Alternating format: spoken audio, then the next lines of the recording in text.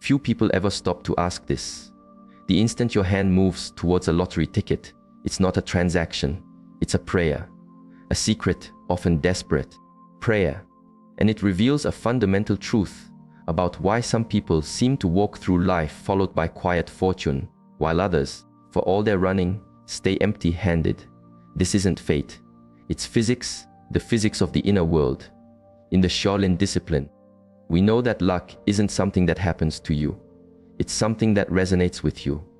And every outcome, good or bad, is born in the space before the action, in your breath, in your stillness, in the vibration you send out into the world. In this lesson, I'm going to give you 4 simple words. Just 4. But they are not a magic spell. They are a tuning fork for the soul. Spoken with true awareness, they adjust the very frequency of your being. I'll also show you the unconscious habit most people have of deflecting blessings, explain the ancient monastic view on why true abundance avoids those who chase it, and why a still heart receives more than a grasping hand could ever hold. We will uncover a practice, almost invisible in its subtlety, that can transform a mundane act like buying a ticket into a moment of profound spiritual alignment. If you've ever felt that life isn't listening, that your efforts are in vain, stay with this teaching. Because life is always listening. It just doesn't respond to what you want, it responds to who you are. Welcome to Shaolin Soulfire. Approach this journey with an open spirit, and your world will begin to recalibrate. Remember to subscribe, and let us walk this path together. Long before a decision is made, long before a word leaves the mouth, the monks pause to feel one thing: is my inner field calm, or is it turbulent? This has nothing to do with being good or evil. It's a question of resonance versus noise. Every single one of your actions, from brewing tea to making a life-changing choice, sends out a signal, and the universe simply echoes that signal back to you. I remember an old master being offered a rare, handcrafted bell by a wealthy merchant seeking favor. The merchant struck it eagerly, but the sound was a dull thud. He tried again, frustrated. The master placed a hand on his arm, took the striker, and simply breathed. Then, with a slow, deliberate motion, he tapped the bell. A clear, perfect note sang through the entire temple. He turned to the merchant and said, "The bell is not broken. Your heart is too loud." The merchant came with an agenda, a desperate need for recognition, and that noise cancelled out the bell's true nature. So, ask yourself this. When you reach for that lottery ticket, what is the note your heart is striking? Is it calm knowing, trust, or is it the chaotic noise of fear, the belief that you are lacking, and this piece of paper is your only rescue? The energy behind the action defines the action itself. You cannot shout a prayer from a state of panic and expect a peaceful reply. You cannot ask for abundance while feeling desperately poor and expect life to hear anything but your poverty. But if you take even a single step from a place of centered stillness, you command the very ground you walk on to support you. So, before the hand moves, take a breath.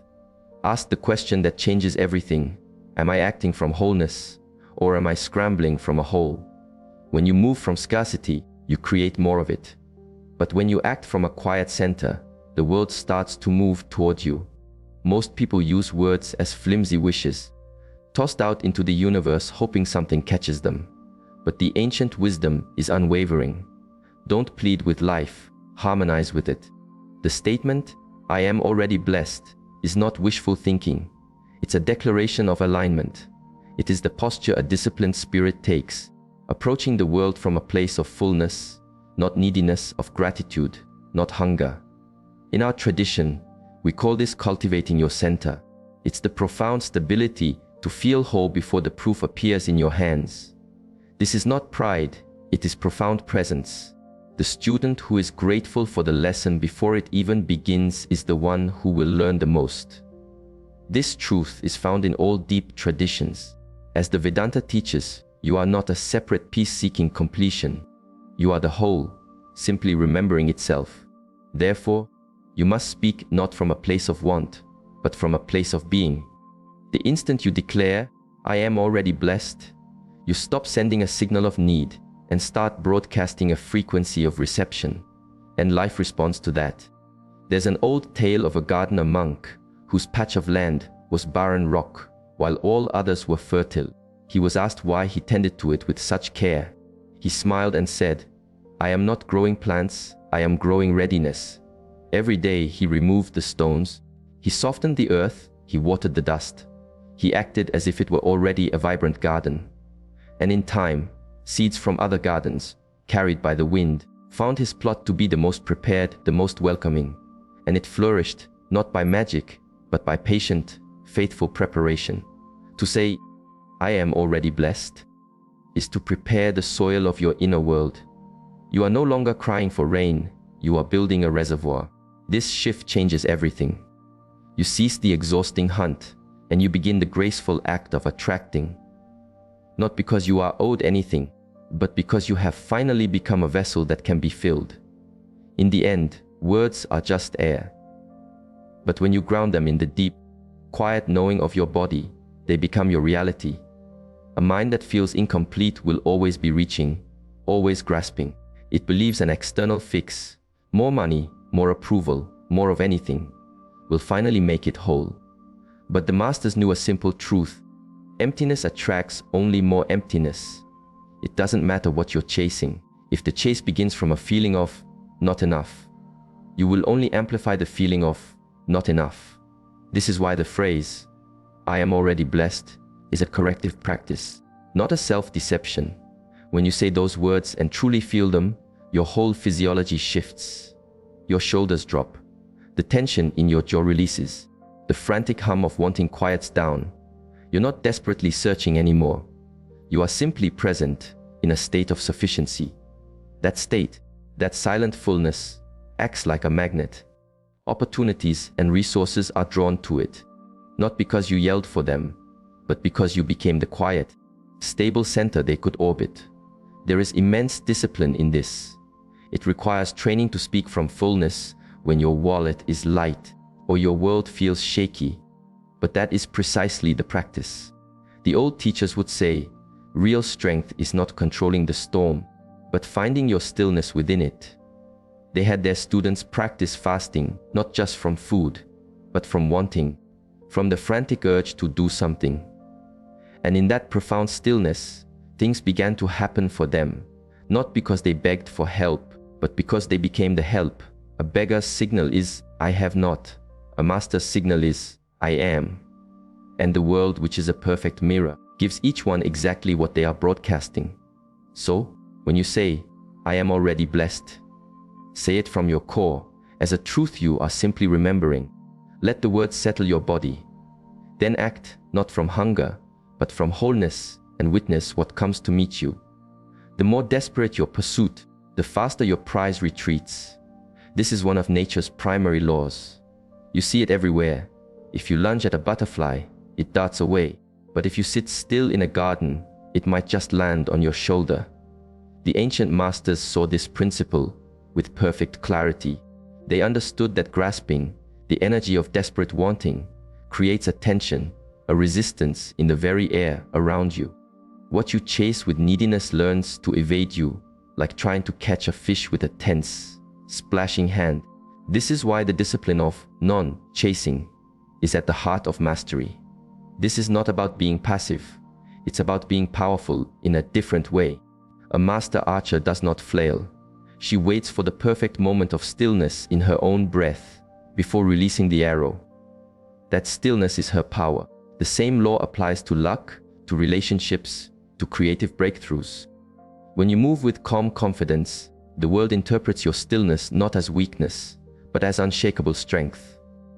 A student in a Zen story once pleaded, "Master, what must I do to find peace?" The master replied, "Stop searching. Peace is what remains when the search is over." Your mind is like a body of water. When it's agitated with chasing, it can reflect nothing clearly. When it's still, it can reflect the entire sky. The true work, then, is this: can you hold a deep desire in your heart without letting it disturb the stillness of your mind? Can you keep your nervous system relaxed and open even as you pursue your goals? This is real power, not killing your ambition, but freeing yourself from its anxious grip.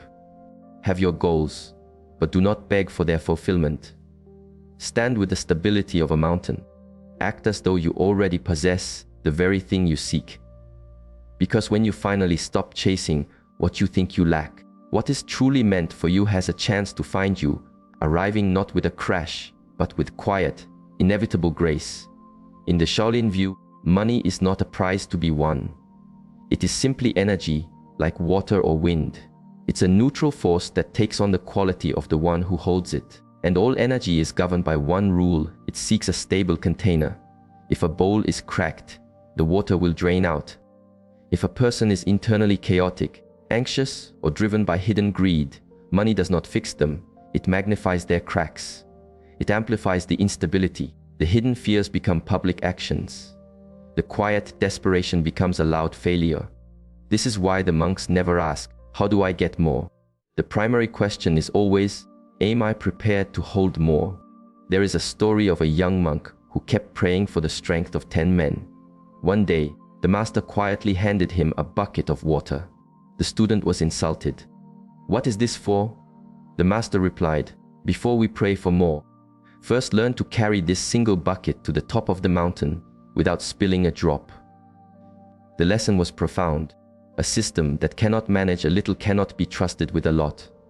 A calm nervous system, a clear mind, an honest heart. This is the strong container. It doesn't get rattled by gains. It doesn't break with losses. It stays balanced because it knows that money is not the source of security. Inner stability is. Energy flows where it finds a calm and respectful home, not where it is desperately clawed at or fearfully hoarded. So before you ask the world for abundance, ask yourself, is my vessel ready? Is my body still? Is my mind quiet? Because getting what you want is never the biggest challenge. The challenge is being ready to keep it. When you declare, "I am already blessed," you are performing an act of surrender. It is a quiet but powerful release of control. In that instant, you are no longer straining toward a future outcome. You are consciously letting go of your attachment to it. That very act of release opens up a space. It allows life to flow, energy to rearrange itself, and blessings to arrive without being frightened away by your pursuit. This is the great paradox that the wise have always known. The tighter your grip, the less you can hold. But the moment you cease to need it, the moment you understand that your inner peace is not dependent on getting it, is the precise moment it can finally come to you. There's an undeniable power in a person who can act without begging the universe for a result. You see it in the craftsman who loves the wood, not the sale. You see it in the true artist who serves the song, not the applause. They are fully present in their action, but detached from the fruit of that action. They understand that the outcome is not truly up to them. As one Zen master said, a true prayer is not an endless list of demands. It is a single statement of alignment, followed by the deep trust of silence. After the words are spoken, after the intention is set, there is only stillness and the profound faith that you have done your part. When you say, "I am already blessed," you anchor yourself completely in this present moment. You stop trying to negotiate with what might be, and you accept what is. It's not magic. It's a conscious shift from the tension of pursuit to the grace of allowing. And then, the strangest thing happens. The world seems to soften. The right people appear. The needed resource shows up. Not because you hammered on the door, but because you finally stopped blocking the entrance. Let these 4 words emerge from your quiet center. Say them with conviction just once. And then, release your desire for a specific result as if you were placing a leaf on a moving stream. Let it go. The less you demand it, the more effortlessly it will flow to you. The moment you make a choice, whether it's to buy that ticket, start a business, or make a commitment, pause. Not to wish for luck, but to bring awareness. It's never about the external symbols. They are meaningless. The true practice is what that choice reveals inside you. Do you feel that tight knot of hope in your stomach? That whisper of anxiety saying, "This has to work." That is the starting line. The real work isn't in what happens next. It's in that sacred pause before. The Shaolin path is not about fireworks and sudden epiphanies. It is about unwavering precision in the smallest, most overlooked moments. It's about choosing stillness over frantic reaction, presence over panic thought. Every action is a reflection, especially the ones no one else sees. Deciding to take a chance seems insignificant, but the inner posture you hold in that moment determines its entire trajectory. Are you moving from a place of trust and fullness, or from a place of fear and lack? A teacher would give his students a beautiful, empty bowl each morning, not to fill with food, but to carry all day. Observe what this emptiness awakens in you, he'd say. Does it create anxiety, a need to fill it? Or can you find peace in its potential? He was teaching them to use everyday objects as a mirror for the soul. The whole world is your training hall. So when you interact with chance, with risk, with hope, just watch your inner state. Don't fight it. Don't judge it. Simply see it. This is how mastery is built, by looking honestly at where you are still attached, where you are still afraid. In the end, the external prize may or may not come. But if your mind becomes still, if your spirit becomes centered, you have already gained a treasure far more valuable. The universe responds not to your grand plans, but to how you hold yourself in the quiet, unseen seconds. That is the point of power. That is where your reality is truly forged. So finally understand, this is not about winning a lottery. It has nothing to do with random chance or lucky numbers. It is entirely about the inner state you bring to a single, conscious moment. Those 4 words, "I am already blessed," are not just something you say to get what you want.